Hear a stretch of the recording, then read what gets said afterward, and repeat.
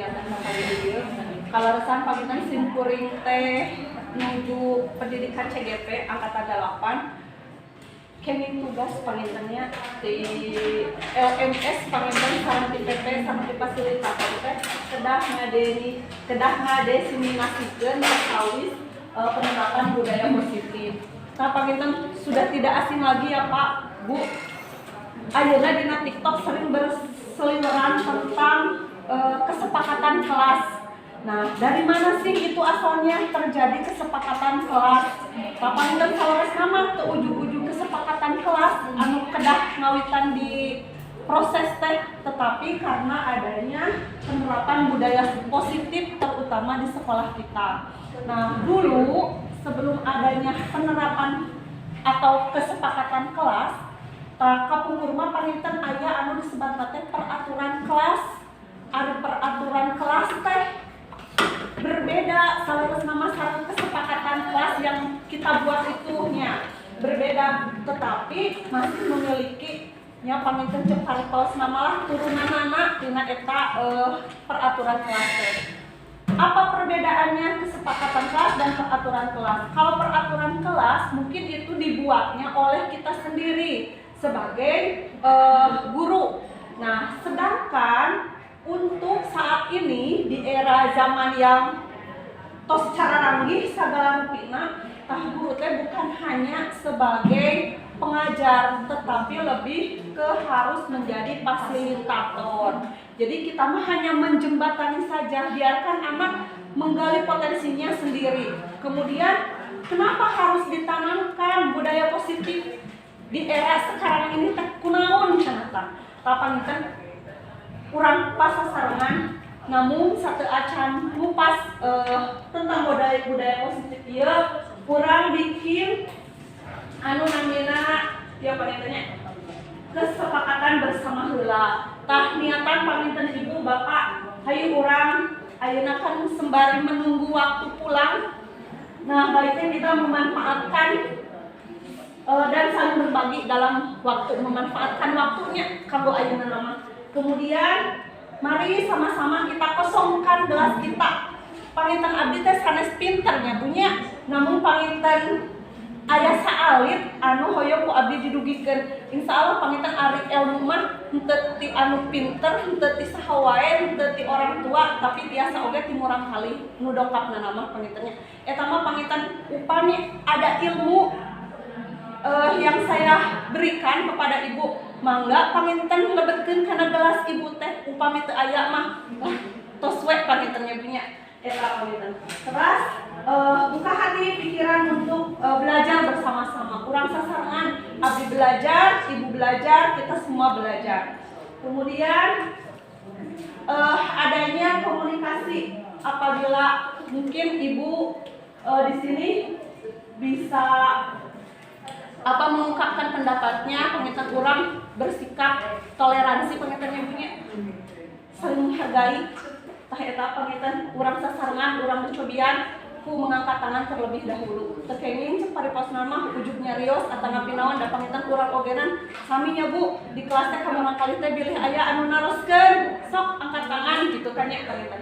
Urang dikawitan ku urang tentang penerapan budaya positif. Nah, kita mulai dulu dari kebutuhan dasar manusia. Panginten tos pada uninga kebutuhan dasar manusia teh ada 5. Di antaranya yaitu bertahan hidup, kemudian penguasaan, kasih sayang dan rasa diterima. Yang selanjutnya adalah kesenangan, dan yang terakhir adalah kebebasan. Sebagai individu yang ingin memiliki kebebasan yang sebebas-bebasnya, tetapi kita tetap harus teraturnya punya upami dina bebas oge teu sahayang kurang cek paripasna makan kurang teh tetap harus memiliki atau lebih patuh terhadap norma-norma yang berada di lingkungan kita. Nah, begitupun dengan anak juga ingin merasa dirinya diberi kebebasan, kemudian merasa diakui, merasa disayangi oleh kita. Begitupun dengan peserta didik kita tidak semena-mena gitunya semurang kali teh sok maneh teh kudu kumaha ibu pokokna nama. Terus lamun misalkan anak teh aya hoyong naon, sok pokokna nama kudu dikerjakeun tah ieu teh. Tetapi tidak seperti itu. Kumaha carana? Hayu urang sasarangan deui kitu nya pangitan mengenai kebutuhan dasar manusia itu teh. Nah, berdasarkan penelitian, seluruh tindakan manusia memiliki tujuan tertentu. Semua yang kita lakukan adalah usaha terbaik kita untuk mendapatkan yang apa yang kita inginkan. Ketika kita mendapatkan apa yang kita inginkan, sebetulnya saat itu kita sedang memenuhi satu atau lebih dari satu kebutuhan dasar, yaitu kebutuhan untuk bertahan hidup. Pamitan eta mah jelas ya Pak Bu. Kebutuhan bertahan hidup mah diantaranya ketika kita makan, minum, terus eta mah seyogianya dan emang sudah seharusnya kita survive lahnya pamitan dalam menghadapi kehidupan. Kemudian kasih sayang, ibu mendapatkan kasih sayang dari orang yang kita sayangi. Neng, anu teu acan laki rabi paketannya, terus gaduh kabogoh, aya nu ngahartoskeun kan memotivasi kita untuk tetap bertahan hidup di antalisna. Gitu. Kemudian kebebasan bebas mengekspresikan semua keinginan kita. Misalkan anak kurang teh dina kehidupan ini teh ingin menggapai, misalkan dalam 2024 kita teh harus umroh misalkan. Kita bebas memiliki keinginan tersebut gitunya. Kemudian ketika kita misalkan teh datang ke sekolah memiliki kebebasan, uhun di kelas teh yang sapertos kieu, tah anak pun seperti itu, mereka juga ingin memiliki kebebasan yang sama seperti kita karena anak juga merupakan manusia. Kemudian kesenangan, biarkan si anak merasa senang, terutama ketika berada di sekolah. Jadikan sekolah menjadi rumah kedua bagi mereka. Kemudian penguasaan, yaitu power. Nah, ketika kita berada di sekolah, biasanya kita teh ngaraosna teh urang teh guru. Kita teh mengendalikan kekuasaan kita hanya, tapi kan tidak seperti itu seharusnya mah gitunya. Harusnya kita bersama dengan anak melaksanakan anu tadi teh yaitu kesepakatan kelas untuk memunculkan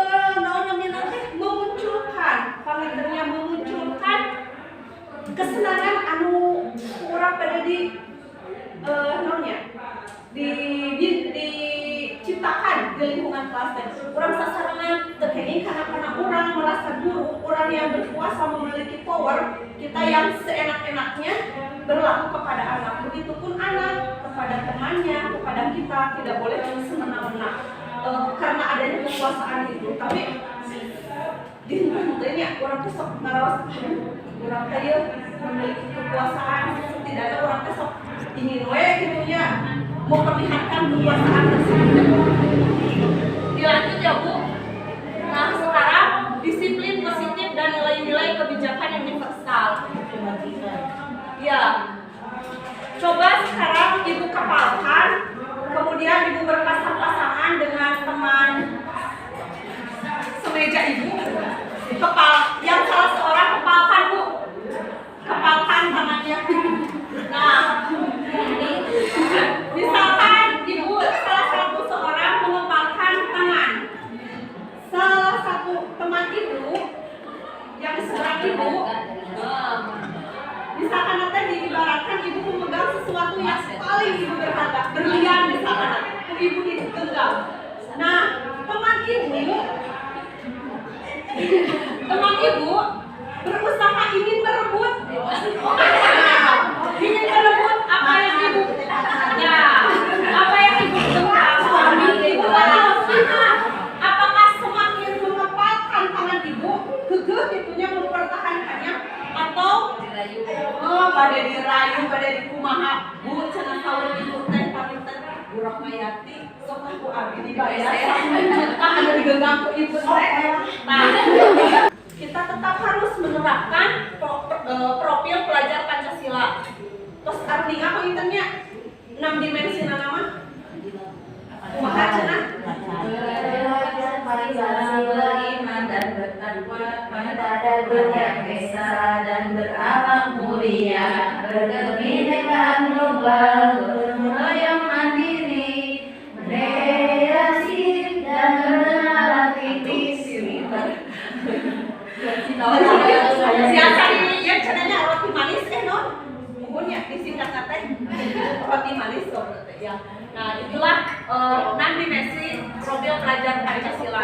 Kita di Antawisna pangintennya dengan menerapkan budaya positif yaitu karena adanya nilai-nilai kebajikan yang terdapat dalam 6 dimensi profil pelajar Pancasila.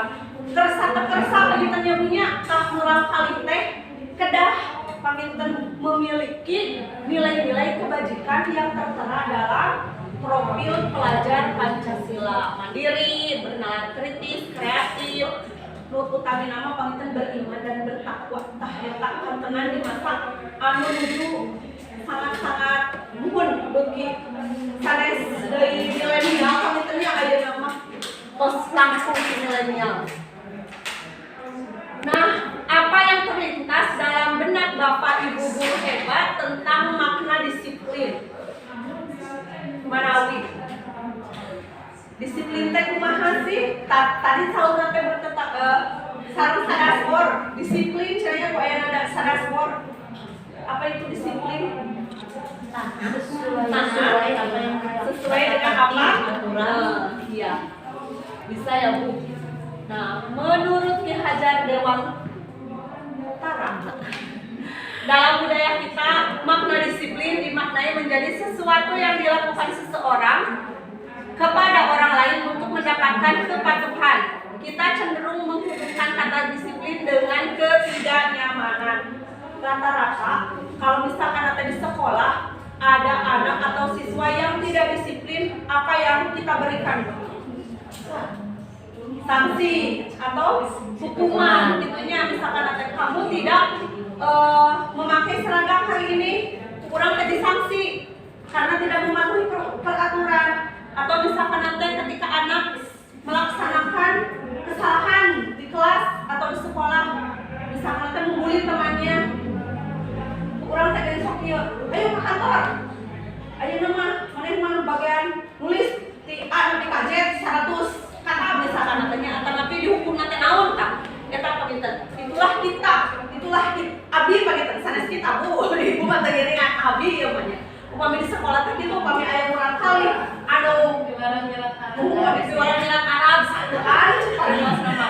Nah itulah karena apa? Karena kita merasa berkuasa gitunya. Eta. Nah, Bapak Pendidikan Ki Hajar Dewantara menyatakan bahwa di mana ada kemerdekaan, disitulah harus ada disiplin yang kuat. Sungguh pun disiplin itu bersifat self-disiplin, yaitu kita sendiri yang mewajibkan kita dengan sekeras-kerasnya, tetapi itu sama saja. Sebab jikalau kita tidak cepat melakukan self-disiplin, wajiblah penguasaan lain mendisiplinkan diri kita. Dan peraturan demikian itulah harus ada di dalam suasana yang merdeka. Nah, bukan merdeka kan bukan merdeka bebas-bebas nak koyok tapi tetap harus ada batasnya. Itu kayak keluar tina norma-norma paling tentunya gitu. Kemudian Ki Hajar juga menyatakan bahwa untuk mencapai kemerdekaan atau dalam konteks pendidikan kita saat ini, untuk menciptakan murid yang merdeka, syarat utamanya adalah harus ada disiplin yang kuat. Disiplin yang dimaksud adalah disiplin diri yang memiliki motivasi internal. Jika tidak memiliki motivasi internal, maka kita memerlukan pihak lain untuk mendisiplinkan kita atau motivasi eksternal karena berasal dari luar bukan dari dalam diri kita. Pangintennya harus memiliki kesadaran Bu, sadar diri. Kurang begitu ayeuna kita akan belajar menanamkan kesadaran kepada anak didik kita sehingga si anak tidak merasa terpaksa dongkar ke sekolah terutama namanya panginten kedah we dipaksa ku ibu ramana ku urang dipaksa kedah biarkan si anak dengan sendirinya dengan hati pasrah cek paripos nama dongkar ke sekolah dengan keinginannya sendiri. Tetapi Adapun motivasi eksternal, hayu penginten motivasi eksternal teh kurang dikumaha menyenangkan.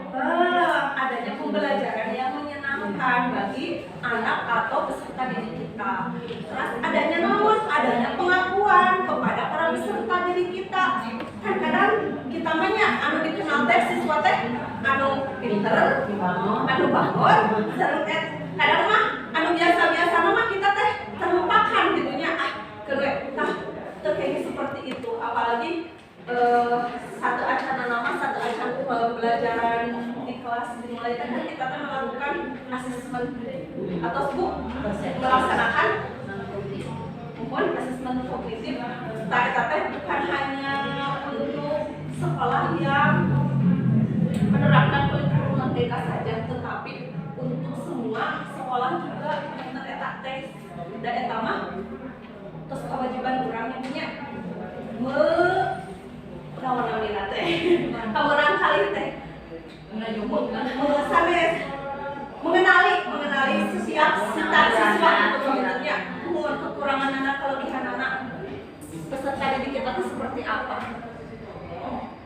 Nah, tadi karena datangnya adanya motivasi internal dan eksternal, kemudian karena adanya kita merasa memiliki kekuatan atau power, kadang kita suka melaksanakan hukuman terhadap murid leres tebu. Melakukan hukuman karena di masa itu baru kali kemana baca surat anu misalnya. Iya. Agama dari mana? Iya. Anu ibu guru agama mah saurang teh kadang mah cenah melakukan pelanggaran disuruh baca surat naon. Kemudian hukuman penghargaan. Kita suka memberikan penghargaan sering saurang teh yang misalkan teh anak yang memiliki prestasi yang melakukan yang diberi penghargaan. Tapi anak-anak yang biasa apakah diberi penghargaan? Itu gelis. Ya, aku panggilan bangor ku anu Bangor cu, jadi KM-nya. Oh iya, itu diberi penghargaan. Nah, kemudian jumlah restitusi. Apa itu restitusi, Bu?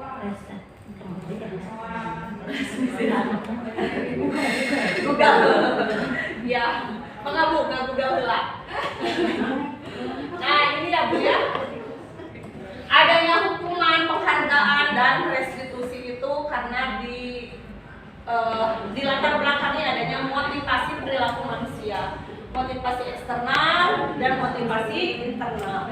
Motivasi internal datangnya dari diri sendiri, sedangkan untuk motivasi eksternal adalah datangnya dari luar. Apa yang akan terjadi apabila saya tidak melakukannya?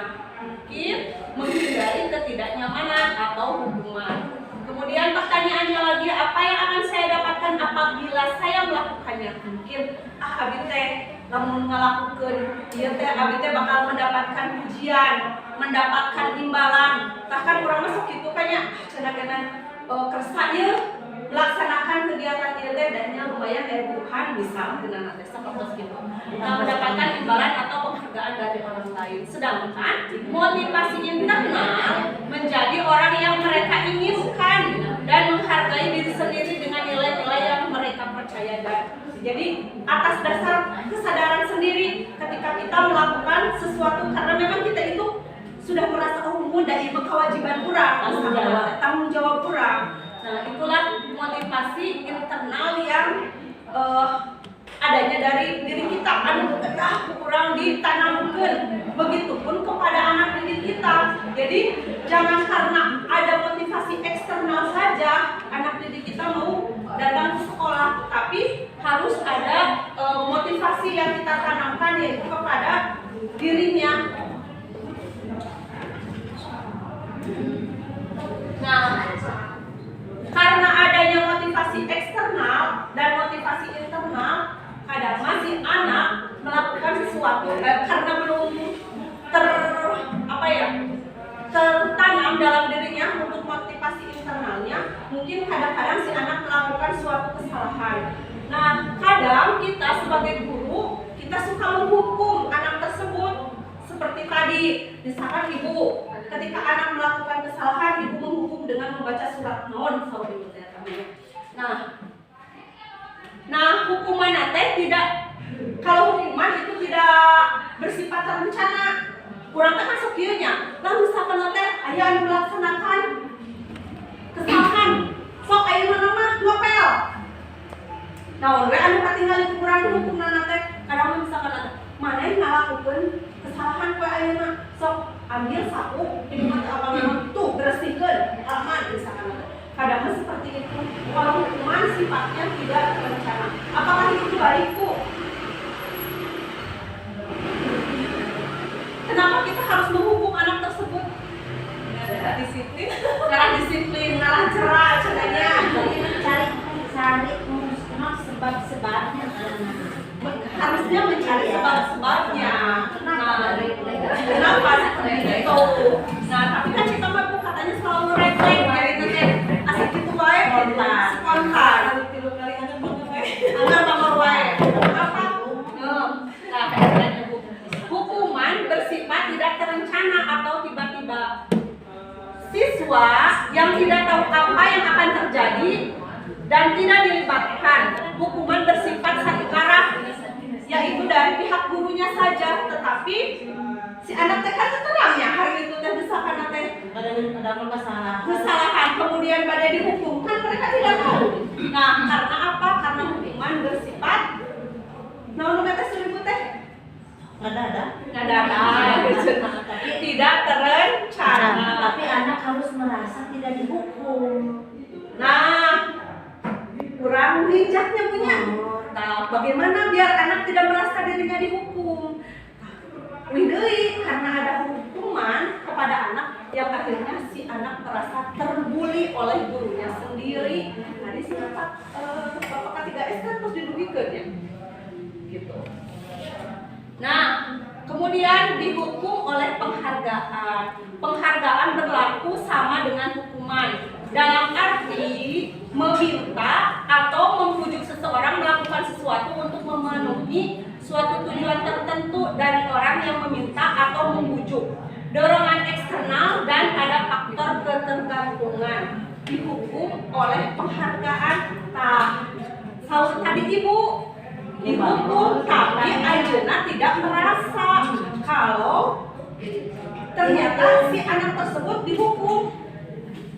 Ibu merasa mungkin berpengalaman ya punya tadi teh saur ibu teh cenah aya murah kali melakukan kesalahan, tetapi bu ibu mah kalah dikiwarang menjadi seorang KM.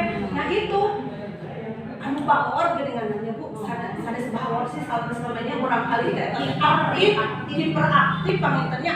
Ketika kita menemukan anak atau murid yang hiperaktif, baiknya seperti tadi tidak usah dihukum ketika melaksanakan kesalahan, tapi coba rangkul anak tersebut, beri mereka penghargaan berupa menjadi ketua kelas. Namun kadang-kadang ya begitu sampai baca sok rada di sina kadang membacakeun dan termotivasi dari kami tadi canten gitu padahal mah lancar sina lancar muat gitu kan, jadi merasa anjana juga diakui gitunya. Eta berilah anak bukan sebuah hukuman tapi penghargaan. Jadi anak jangan merasa dipermalukan. Eta leres bisa Ibu Emily. Nah, contoh pengakuan atau apresiasi kebajikan. Misalkan luka paling lain kan Saya tahu. Menurut Ibu, mencatat 100 kali di dalam buku kalimat saya tidak akan terlambat lagi karena terlambat bersekolah, itu adalah hukuman atau konsekuensi. Siswa menerima mencatat 100 kali di dalam buku kalimat. Nah, nya gedeanan hadang kami ka kota buhun. Tadi helm cenanya ku bapak polisi nana tadi kumaha? Dilarang. Kunaon make kedah mau helm? Keamanan. Nah, itu keamanan. Eta cenah nu dieu keamanan. Kemudian, mengapa kita memiliki peraturan tentang penggunaan masker dan mencuci tangan?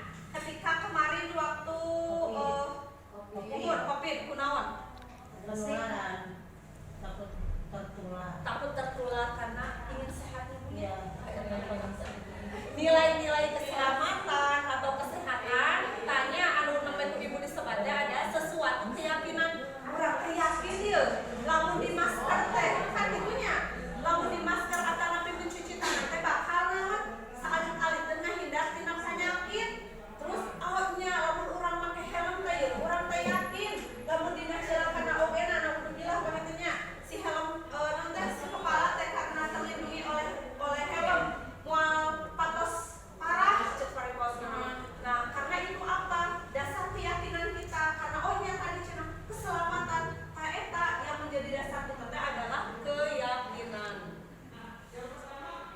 Mengapa tidak peraturan saja? Mengapa harus keyakinan kelas kunaon Bu? Kunaon kita kenapa kita harus membuat keyakinan kelas? Tapi kunaon untuk peraturan kelas we? Yakin mah pasti di melanggar. Ya. Masih belajar hak guru. Tetapi kalau untuk keyakinan mah ada keyakinan bukan itu Bu? Yakin. Yakin. Kayak konspek.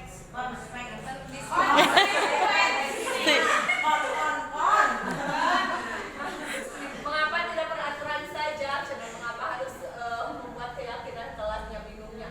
Nah, inilah jawabannya Bu, karena kita berada di lingkungan berbudaya yang positif, terutama ulama ayah dari Jawa Barat yang memiliki adat ketimuran.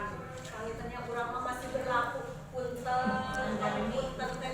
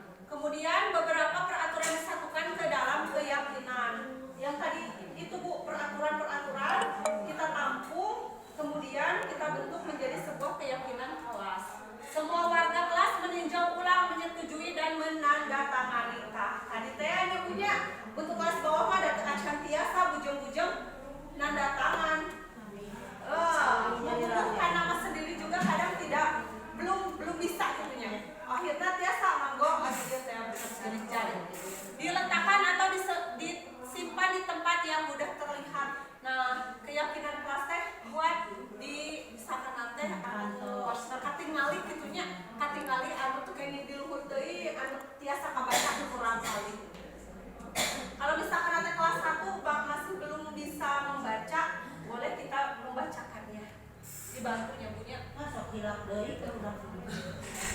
Nah, tinu tadi sadayana Bu, tujuan dari disiplin positif adalah menanamkan motivasi yang ketiga pada murid-murid kita, yaitu untuk menjadi orang yang mereka inginkan dan menghargai diri sendiri dengan nilai-nilai yang mereka percaya. Itulah penerapan penelitiannya